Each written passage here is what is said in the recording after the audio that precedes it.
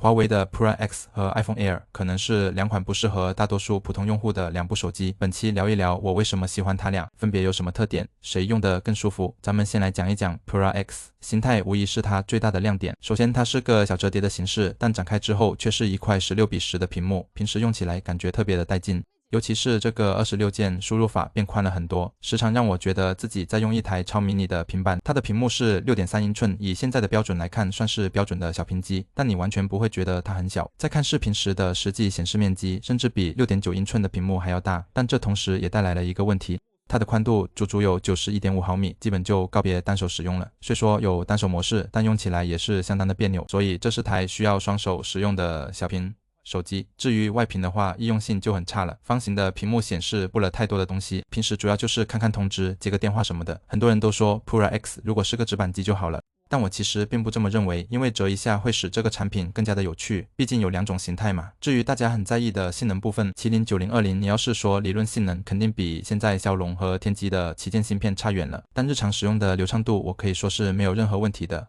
和驍龍8 Elite、天璣旗艦的機子比起来，其實也沒有明顯的區別。當然了，你要說打遊戲的話確實不行，畢竟 GPU 的性能擺在那裡。 iPhone Air 雖然是砍了一顆 GPU 核心的 A19 Pro， 但理論性能畢竟在這裡，只不過 Air 的確是太薄了，主板又擠在攝像頭凸起的這個部分，玩起遊戲發熱還是挺明顯。很多人都把華為現在的流暢歸功於原生鴻蒙的應用，功能簡陋之類的，但 Mate 60 Pro 的時候還不是原生鴻蒙呢，當時的系統流暢度也依舊是第一梯隊的水平。除了性能之外，大家肯定會擔心原生鴻蒙的應用適配不行，在鴻蒙5的時候確實如此，但到了鴻蒙6，因為極大程度的開放了卓一通，現在基本可以安裝 99% 的安卓軟件，就沒有這個問題了。再聊一聊 iPhone Air， 實話講，如果它不降價2000塊，大部分人可能是看都不帶看一眼，畢竟超薄手機感覺是一個很小众的需求，受眾感覺可能還沒有小屏黨多呢。但現在我之所以喜歡這台 Air， 是因為它在做到極致輕薄的同時，又給出了一套非常精致好看的外觀。就拿這個單攝來說，可能只有蘋果敢這麼幹了。你要知道，現在的百元機都要強行給你搞一個巨大的鏡頭模組，哪怕真正有用的鏡頭只有1顆，因此這種極簡的外觀在當下真的是非常的難得。不過好看是有代價的，它太容易沾指紋了，必須經常擦一擦，不然就沒有這麼精致了。但這種機器你要是帶個殼，